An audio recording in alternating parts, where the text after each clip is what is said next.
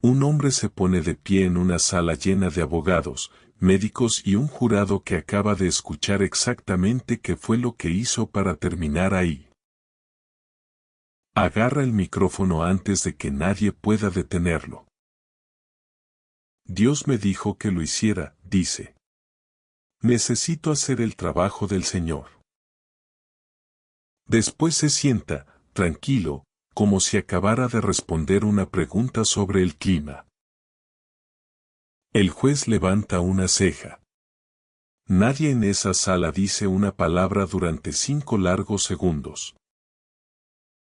Le preguntamos a personas que trabajan dentro de pabellones psiquiátricos una sola cosa, ¿qué fue lo que hizo un paciente que los dejó completamente sin palabras? No esperábamos que 18 de ellos respondieran con historias que todavía recuerdan años después. Esta es cada una de ellas. Antes de empezar, entiendan algo sobre las personas que están por conocer. No se metieron en esto buscando emoción. Se metieron para ayudar a personas en el peor día de sus vidas, en un trabajo que la mayoría de nosotros no aguantaría ni un turno. Algunas de estas historias los van a hacer reír. Otras son del tipo de tristeza que se queda en el pecho el resto del día. Unas cuantas son simplemente perturbadoras. Las 18 son reales, o tan reales como lo permite la memoria y el relato de segunda mano. Vamos en orden, un enfermero, una historia, un turno a la vez. Empecemos con la que todavía hace que la gente se quede callada. Una niña de 7 años llegó a la instalación un poco después de las 2 de la madrugada.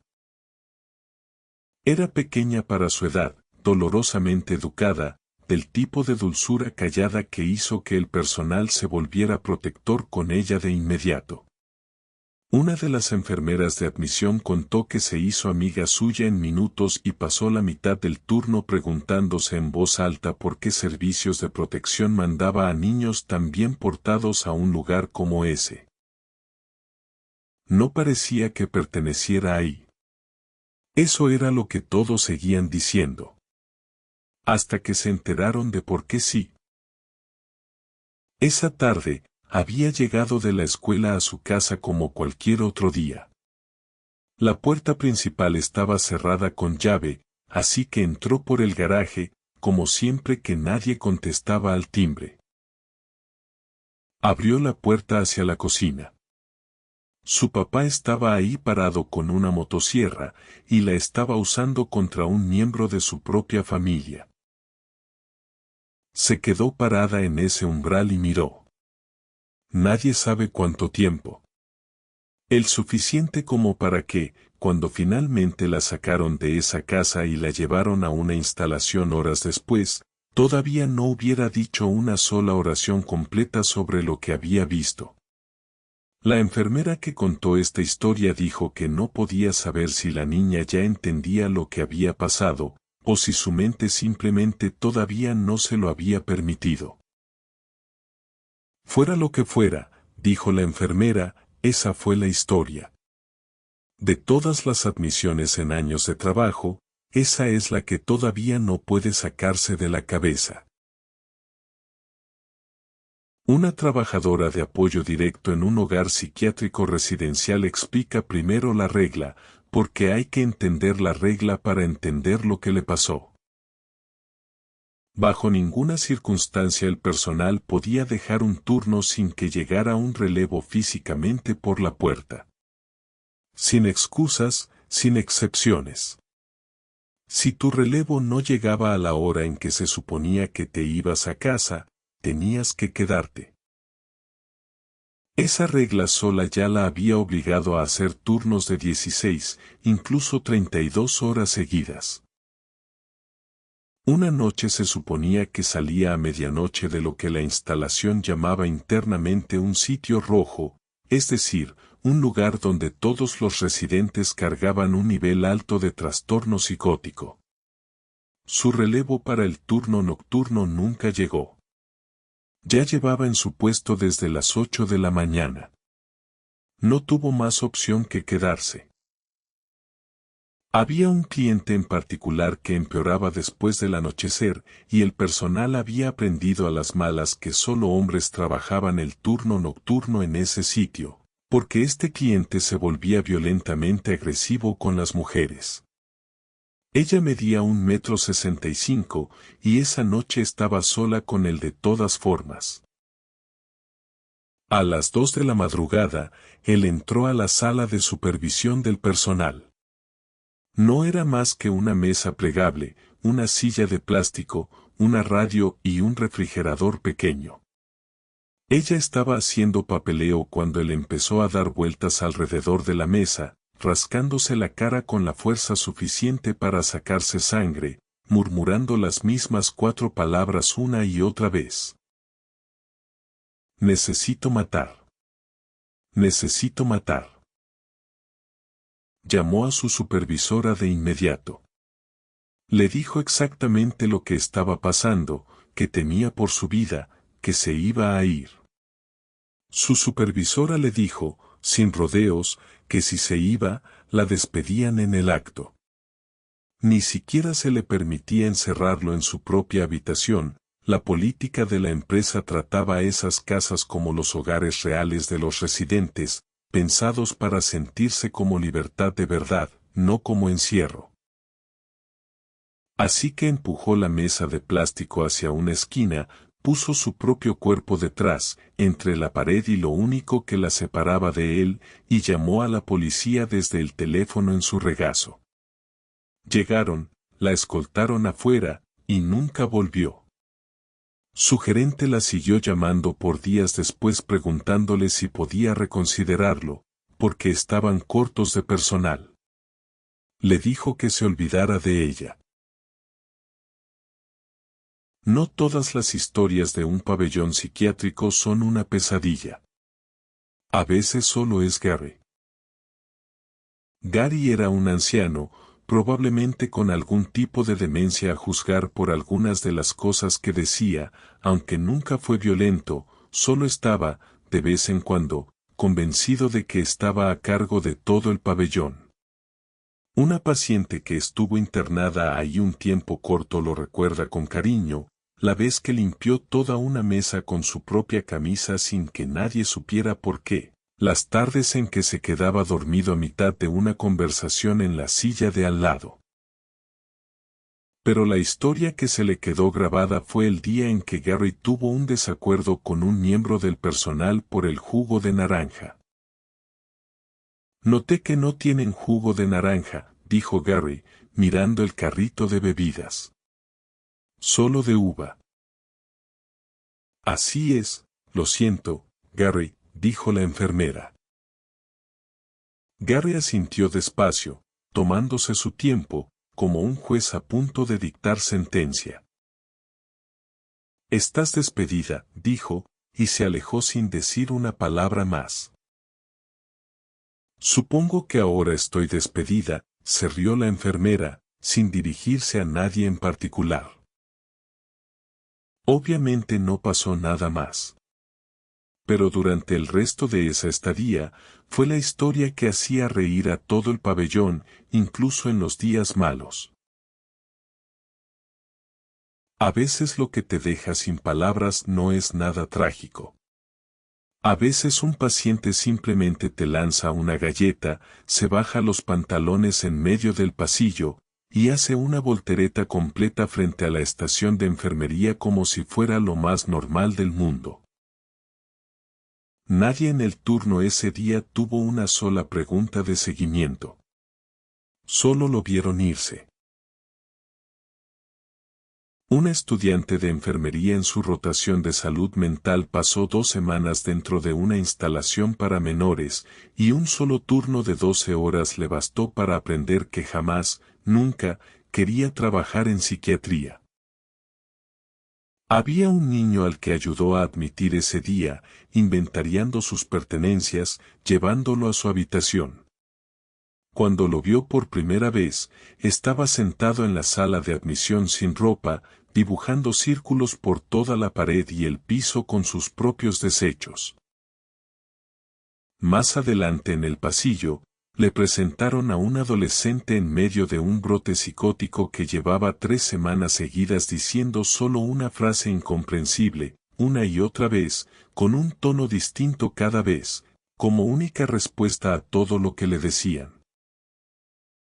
En el almuerzo se sentó con una chica que parecía, por todas las apariencias, completamente normal, hasta que una enfermera le mencionó después, en voz baja, que esa misma chica había apuñalado repetidamente a su propia hermana con un cuchillo cuando tenía 10 años. Su hermana tenía 4. 12 horas, dijo. Eso fue todo lo que hizo falta.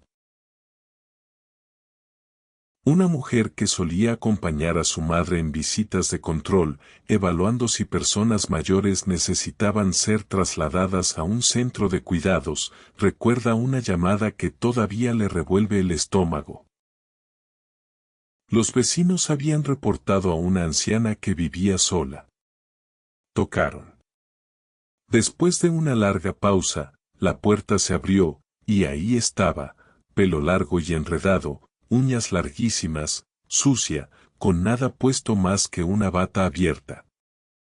Las dejó entrar sin dudarlo. El apartamento coincidía exactamente con la mujer, basura por todos lados, un olor que te golpeaba desde la puerta. Entraron más para intentar conversar con ella, y fue entonces cuando la hija notó un segundo olor debajo del primero, algo peor, viniendo de la cocina. Algo se estaba cocinando en la estufa. Se acercó y miró dentro de la olla. La mujer había estado cocinando sus propios desechos. Con papel higiénico incluido. Hasta había un cucharón, como si lo hubiera estado revolviendo a propósito. No recuerda mucho más de esa visita. Supone que se llevaron a la mujer a cuidados poco después. Nunca ha olvidado el cucharón. Esta historia le pertenece al papá de un hombre, décadas dentro de su propia carrera como enfermero psiquiátrico, contada tantas veces en cenas familiares que sus hijos ya se la saben de memoria. Al principio de su carrera, le tocaban los trabajos que nadie con más antigüedad quería hacer. Un paciente en su pabellón era un antiguo director de escuela, rígido, frío, y según todos los que lo conocían, un verdadero abusador con el personal, verbalmente agresivo la mayor parte del día. Usaba el mismo abrigo verde pesado sin importar el clima ni la ocasión, y su higiene se había deteriorado al punto de que el personal tenía que lavarle el pelo y cortarle las uñas cuando él lo permitía, que no era muy seguido. Siendo uno de los enfermeros más jóvenes del piso, un día le tocó a él cortarle las uñas de los pies a este anciano, un trabajo que ya había hecho 1 o 2 veces antes, siempre desagradable, empeorado por el hecho de que el viejo director no le ahorraba insultos mientras lo hacía, así que en general era una experiencia bastante deshumanizante. Esa vez en particular, mi papá recuerda que el paciente estaba inusualmente callado, no abusivo, cuando empezó a cortarle las uñas de los pies, pero no le dio mucha importancia. Al parecer, a mitad del corte, teniendo en cuenta que los enfermeros generalmente se arrodillaban frente a este hombre para hacerlo, mi papá dijo que el viejo empezó a masajearle la cabeza. Mi papá es una persona súper tranquila, encantadora y dulce, que por lo general solo espera lo mejor de la gente, así que al parecer pensó que este hombre simplemente estaba teniendo un momento inusual de cariño. Eso fue hasta que llegó el olor. Un olor horrible. Resultó que el viejo había estado guardando sus propios desechos humanos en los bolsillos profundos de su abrigo durante lo que mi papá calculó como la última semana. Y ahora se lo estaba untando, con vigor, en el cuero cabelludo de mi papá. Le tomó unos segundos darse cuenta, pero cuando lo hizo, tuvo que salir corriendo del cuarto a vomitar en el fregadero más cercano. Después se lavó el pelo con desinfectante de manos de grado hospitalario, porque era lo único que tenía a mano. Al parecer el olor se le quedó en el pelo durante casi una semana, y durante ese tiempo tuvo que usar una bandana para no marearse con el olor de su propia cabeza. Esta es solo una de literalmente cientos de historias que mi papá ha compartido conmigo durante su tiempo como enfermero psiquiátrico. La mayoría son igual de extrañas, algunas desgarradoras, impactantes, perturbadoras. En general, casi todas tienen un buen grado de humanidad. Hay historias que nos hacen reír y que le pedimos a mi papá que cuente una y otra vez, pero al final del día, él y sus colegas tienen una enorme cantidad de cuidado, compasión y paciencia por las personas de las que se ocupan. Otra enfermera recuerda las admisiones en medio de un brote psicótico total como algunos de los turnos más extraños y desorientadores de su carrera, ver la vida normal de alguien desmoronarse en tiempo real, frente a ella. Un hombre estaba parado en una gasolinera cuando empezó a alucinar que un presentador de televisión salía de la pantalla para decirle cosas satánicas. Otro le disparó a su propio televisor, se atrincheró en su cuarto cuando su papá llamó a la policía y se apuñaló el pecho. Sobrevivió. Ella tuvo que acompañarlo a la audiencia que decidiría si iba a un hospital psiquiátrico o a la cárcel. 30 minutos en el carro con él antes, y ya sabía exactamente qué tipo de tarde iba a ser, 30 minutos seguidos hablando de rituales satánicos, interrumpidos solo por su amor mutuo e inesperado por un videojuego, que era lo único que parecía calmarlo un poco. En la audiencia, el juez le leyó todo lo que había pasado, el apuñalamiento, los disparos, todo, y le preguntó si era cierto. El hombre se puso de pie. Frente a una sala llena de abogados, personal médico, un jurado completo, agarró el micrófono. Juez, Dios me dijo que agarrara un enorme juguete para adultos negro y se lo metiera por el trasero a mi papá, dijo. Necesito hacer el trabajo del Señor. Después se sentó. El juez levantó una ceja.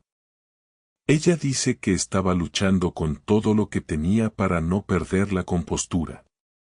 Lo único que dijo el juez fue, bien. Creo que ya escuché suficiente. El hombre no dijo una palabra más. Ella no cree que entendiera a dónde iba, ni qué acababa de pasar. Entró al hospital psiquiátrico sin ningún problema. Trabajando en la lavandería de un pabellón psiquiátrico de hospicio, un hombre vio muchas cosas extrañas e inquietantes a lo largo de los años. Solo una todavía le da pesadillas. Una mujer joven en el pabellón estaba psicótica e inestable ese día. Había estado gritando en la sala de grupo antes de retirarse a la suya. El personal esperaba que se calmara sola. El grito de un técnico rompió esa esperanza. No. Para.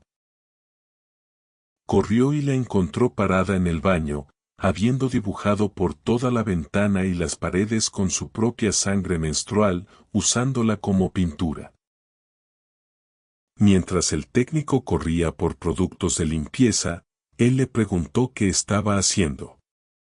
Se la untó en los labios como si fuera pintalabios. Pintalabios, dijo. Le dijo que parara mientras se ponía guantes. Ella empezó a llorar, y antes de que pudiera acercarse, sacó un sobre de jugo de limón de su bolsillo y se lo exprimió directamente en los dos ojos, diciendo: No quiero estar aquí. Ahora soy invisible. Lloró fuerte, como una niña pequeña, mientras la cambiaban y le enjuagaban los ojos.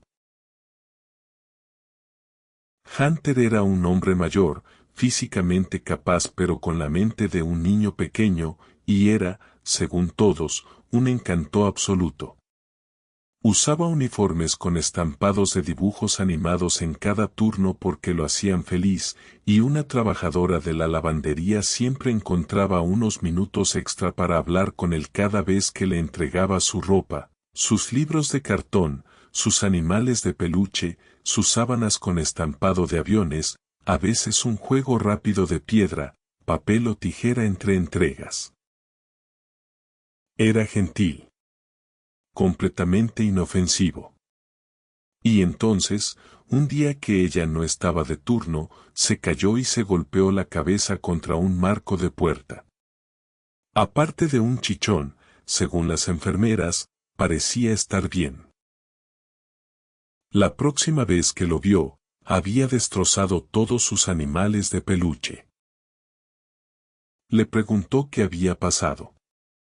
Se le lanzó encima, la mordió en el brazo y empezó a agitar los brazos como niños peleando a manotazos. No tiene explicación médica para eso. Fue como si se hubiera activado un interruptor en su cabeza ese día, y desde entonces solo hubo violencia y rabia. Eventualmente tuvieron que trasladarlo al otro lado del pabellón, la parte cerrada con paredes acolchadas. Ella todavía piensa en él todo el tiempo, pero la única vez que intentó visitarlo después de renunciar, no la dejaron verlo por problemas de comportamiento. Una mujer que pasó un tiempo internada en un pabellón psiquiátrico de adolescente dice que lo más aterrador que encontró ahí no fue un paciente que gritara o se pusiera violento. Fue su compañera de cuarto, que apenas dijo una sola palabra durante toda su estadía. El pabellón tenía todos los diagnósticos mezclados a la vez: esquizofrenia, trastorno bipolar, adicción, autolesión, todos apilados en los mismos cuartos. Su compañera tenía la cabeza rapada y unos ojos verde dorados sorprendentemente hermosos, e ignoró por completo la existencia de su nueva compañera desde el momento en que llegó. La primera noche, llorando después de por fin poder hablar con su mamá por teléfono, intentó un saludo torpe con la mano y una sonrisa débil hacia la cama de su compañera. Su compañera ni siquiera levantó la vista desde donde estaba acurrucada contra la pared. Preparándose para apagar las luces, pasó junto al lado de su compañera en el cubículo compartido y notó algunos materiales de arte de una actividad grupal esa tarde. Curiosa a pesar de todo, se detuvo a mirar más de cerca. Eran dibujos toscos con crayones y papel de impresora, pero bastante perturbadores: una figura sin brazos ni piernas, filas y filas de X, ojos brillantes garabateados por todas partes, palabras que no llegaban a formar oraciones. Una de ellas, casi podía asegurarlo, decía mamá. Se rió para sus adentros y se fue a dormir. Esa noche hubo tormenta. Cada vez que una enfermera entraba a revisarlas, se despertaba de un salto. No durmió nada. Nunca llegó a conocer a su compañera antes de que le dieran de alta, y solo la escuchó hablar una vez en toda la estadía. Pero sintió pena por ella. Se pregunta qué habrá pasado en su pasado para crear una imagen tan oscura en su mente. Tal vez algún tipo de abuso. Todavía piensa, de vez en cuando, en las personas que conoció ahí. Espera que todas estén en un lugar mejor. Un paciente que, en ese momento, se estaba recuperando de su propio intento de quitarse la vida, cuenta esta historia desde el otro lado de la cama. Era diabético, y al ingresar el personal le cambió la insulina por una marca que nunca había usado, sin estar familiarizados con su tratamiento habitual. Le dieron su dosis alrededor de las 7 de la tarde, se quedó dormido cerca de las 9, pero se despertó como a las 11 sintiéndose mal, el tipo específico de mal que significa que el azúcar en la sangre está bajando rápido. Fue a la estación de enfermería y le pidió a la enfermera que le revisara la glucosa.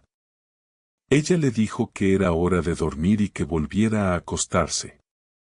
Después de intentar convencerla, con calma, de que solo tomaría un par de minutos revisarle la glucosa, ella llamó a seguridad, que lo escoltó de vuelta a su cuarto y lo encerró.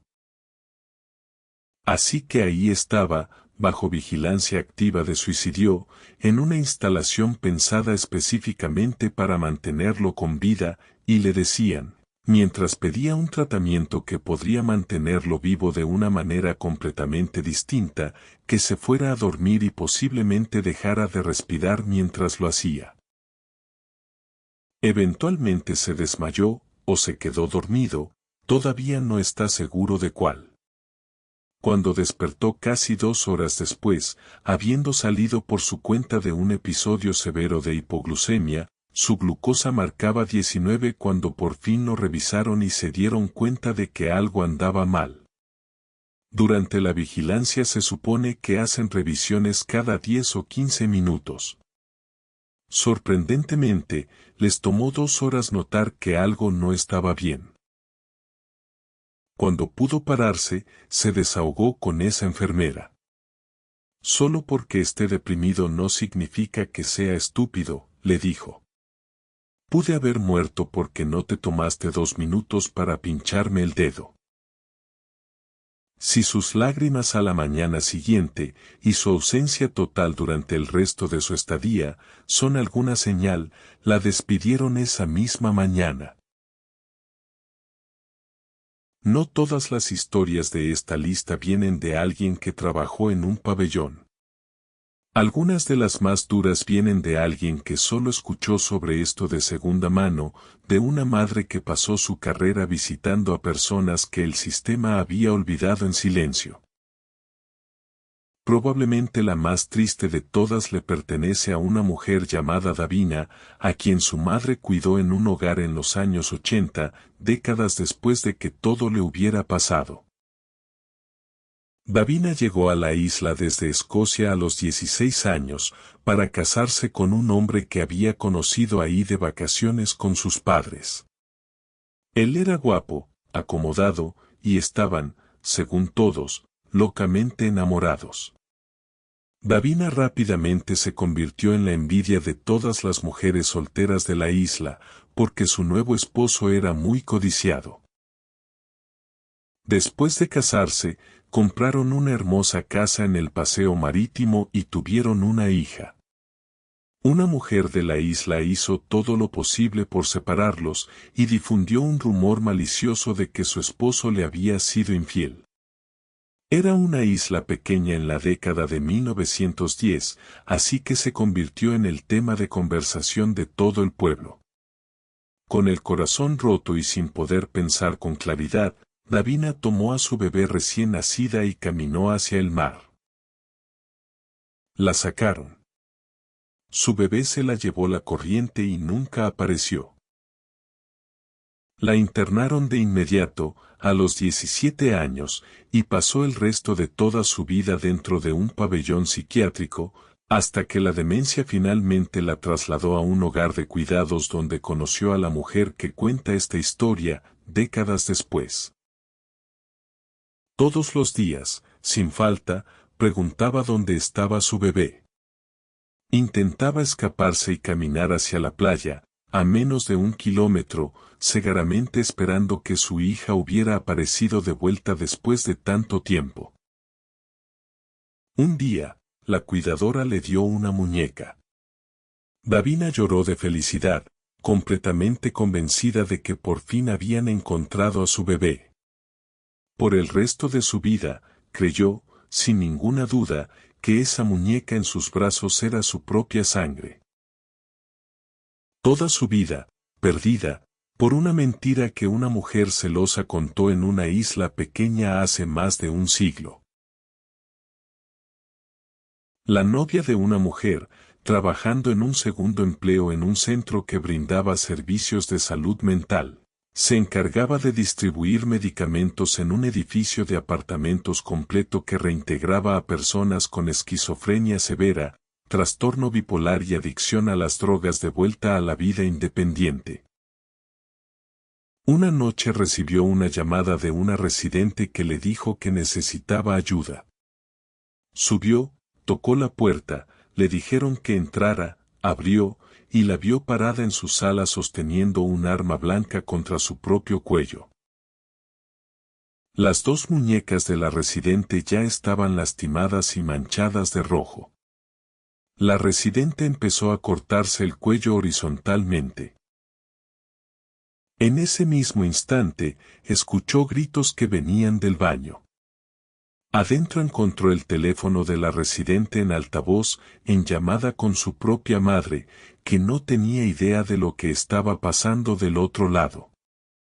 Tomó el teléfono y le explicó a la madre quién era y que necesitaba llamar al 911 de inmediato.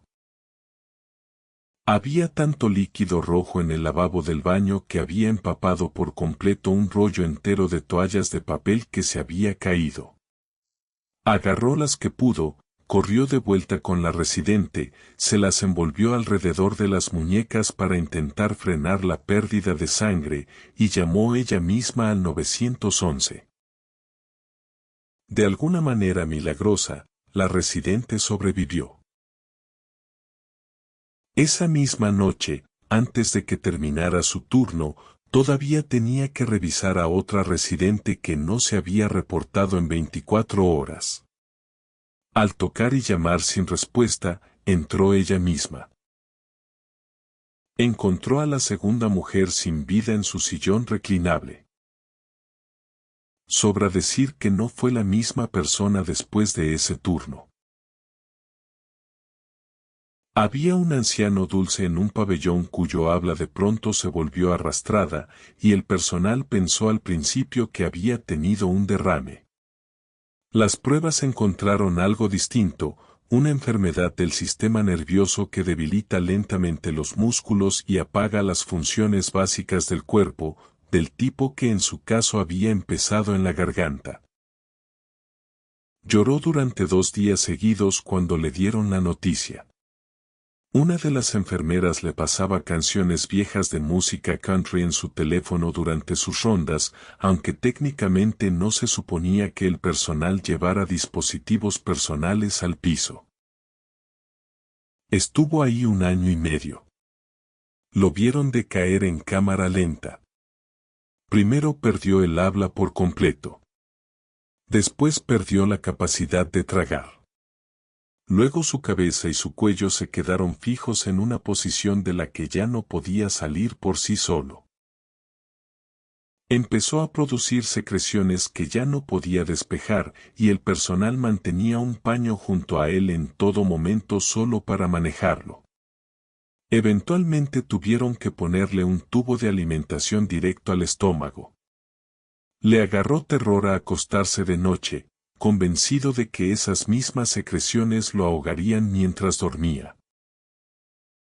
Ella se sentaba junto a su cama algunas noches cuando su respiración se convertía en jadeo, lo sentaba derecho y le daba palmaditas en la espalda hasta que pasaba. Tenía una orden de no resucitar en su expediente. Todas las noches, el personal tenía que estar pendiente del momento en que su respiración simplemente se detuviera, y todas las noches, ella miraba su pecho solo para asegurarse de que siguiera subiendo. Un día, en el segundo turno, le dijeron que lo habían recostado para que descansara. Se formó un tapón de mucosidad. Su piel se puso azul. Le hicieron succión con lo que pudieron, lo mandaron al hospital local en ambulancia, y falleció antes de que terminara esa semana. Una enfermera cuenta una historia que no pasó en el trabajo, pero que se le ha quedado grabada igual de fuerte que cualquier cosa que sí haya pasado ahí. Una noche, saliendo de un cine con su hijo de 11 años, pasaron junto a una joven desaliñada que claramente estaba en crisis. Le preguntó si estaba bien. La mujer dijo que no, y rompió en llanto incontrolable. La enfermera la abrazó un buen rato, ahí mismo en la acera, diciéndole que todo iba a estar bien. Rápidamente quedó claro que la mujer estaba seriamente mal. Recién la habían dado de alta de una retención psiquiátrica en un pequeño hospital comunitario al norte, le dieron un boleto de ida a la ciudad donde estaban parados, y la dejaron ahí. Enumeró una larga lista de medicamentos psiquiátricos y ansiolíticos que le habían recetado y que no había podido tomar, porque ya no tenía acceso a ellos. Habló de todo lo que había perdido, trabajos, hijos, un divorcio. La enfermera intentó convencerla de que la dejara buscarle ayuda, y la reacción de la mujer fue la esperada. Dijo que llevaba 3 días vagando por los alrededores del centro comercial y que así se veía. La enfermera le dio los $40 que tenía encima. Llevó a su hijo de vuelta al carro, queriendo que viviera la primera parte, donde le mostramos compasión a alguien en su momento de necesidad, pero no la parte fea, donde se la llevaban bajo custodia. Manejó de regreso a donde había estado la mujer, esperando poder vigilarla hasta que llegara ayuda médica, pero ya se había ido.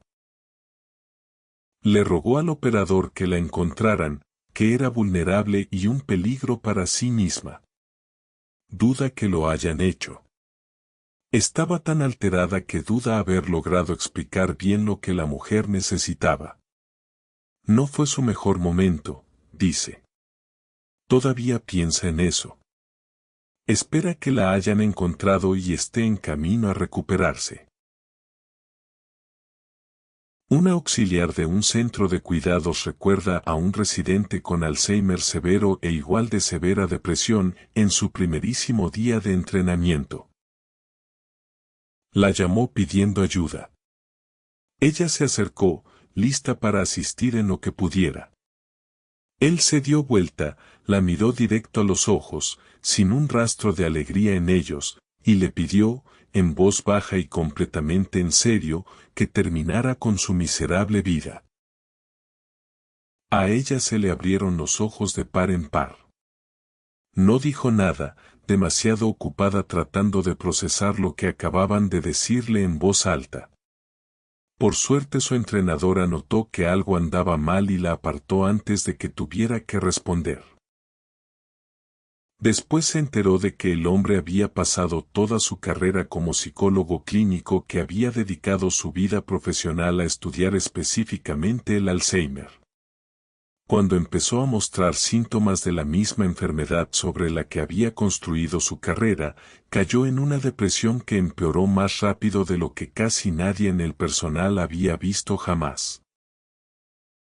Todavía vive ahí, permanente y profundamente deprimido, y ya ni siquiera recuerda por qué. Fue algo increíblemente oscuro para enfrentar en un primer día. Solo aguantó un mes en ese trabajo. La historia más triste de todas le pertenece a un hombre de poco más de 30 años, de casi 1,90 m, cerca de 115 kilos, con una capacidad mental de aproximadamente 4 años, activamente alucinando y delirante, ya trasladado entre otros 2 hospitales durante 3 meses antes de llegar ahí. No podía escribir su propio nombre. No podía decir su apellido en voz alta. No podía decir de dónde era ni dónde vivía. Tenía la presión altísima. El día que llegó, lo único que tenía era la ropa puesta, sus zapatos con agujeros del tamaño de una moneda en la suela. Estuvo en esa instalación 5 meses, en una unidad pensada solo para estadías cortas. Ningún familiar lo visitó. El personal pasó 8 meses intentando, sin éxito, contactar a algún pariente. Le compraron ropa con su propio presupuesto. Su trabajadora social se esforzó durante meses para encontrar un hogar grupal que aceptara a alguien con problemas psicóticos e intelectuales a la vez. No era violento, exactamente, aunque a veces atacaba a otros hombres por las voces que escuchaba, y le decía a las mujeres del personal: dame un beso antes de intentar abrazarlas. Al final, la trabajadora social encontró un hogar grupal dispuesto a recibirlo. El personal se aseguró de que tuviera ropa y zapatos decentes antes de darlo de alta. La mujer encargada de llevarlo a su cita de admisión lo llevó primero a la oficina del Seguro Social, junto con el director de la unidad, para transferir su cheque al hogar grupal. En el momento en que su familia se enteró de esa transferencia, después de 8 meses de silencio total, empezaron a llamar. Fueron a recogerlo al vestíbulo ese mismo día. El personal se sentó con él durante horas hasta que llegaron, varias horas después, y ninguno de ellos le dijo una sola palabra a nadie del personal de camino a la salida. Espera que no haya terminado perdido en la calle en algún lado. A veces piensa en ese hogar grupal, el que sí lo habría cuidado de verdad. Le habría encantado ese lugar. 18 turnos. 18 personas que entraron a cuartos en los que la mayoría de nosotros no sobreviviría ni una hora, mucho menos una carrera entera. Parte de lo que escucharon esta noche los va a hacer reír días después, en el momento más raro. Parte se les va a quedar pegado, tal como se les quedó a quienes lo vivieron, la muñeca en los brazos de Davina, el cheque que por fin hizo que una familia corriera después de 8 meses de silencio, una niña de 7 años parada en un umbral que nunca debió abrir. Este fue un experimento para nosotros, la primera compilación larga que hacemos en r/diagonal historias de terror. Si quieren ver más de esto, o prefieren que sigamos con una historia profunda a la vez como de costumbre, díganlo en los comentarios.